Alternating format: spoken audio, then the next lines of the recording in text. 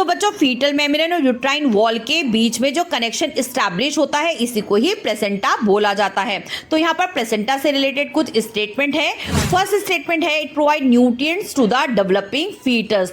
तो क्योंकि आपका प्लेसेंटा इंटेस्टाइन की तरह से बिहेव करता है यानी it absorb food molecules from the mother's blood, यानी फर्स्ट स्टेटमेंट बिल्कुल आपकी करेक्ट है। सेकेंड स्टेटमेंट है it removing waste products from the foetus. तो क्योंकि जो आपका प्लेसेंटा है वो किडनी की तरह से बिहेव करता है तो ये सेकंड स्टेटमेंट भी बिल्कुल करेक्ट है। थर्ड स्टेटमेंट है इट प्रोड्यूस हार्मोन। तो यहाँ पर क्योंकि हार्मोन की बात हो रही है तो एस्ट्रोजन और प्रोजेस्टेरोन हार्मोन इन्होंने दिए हैं, लेकिन इसके अलावा जो आपका प्लेसेंटा है वो प्रेगनेंसी की स्टेज में जो है ह्यूमन कोरियोनिक गोनेडोट्रोपिन और साथ में ह्यूमन प्लेसेंटल लैक्टोजन और साथ में रिलैक्सिन हार्मोन को भी प्रोड्यूस करता है।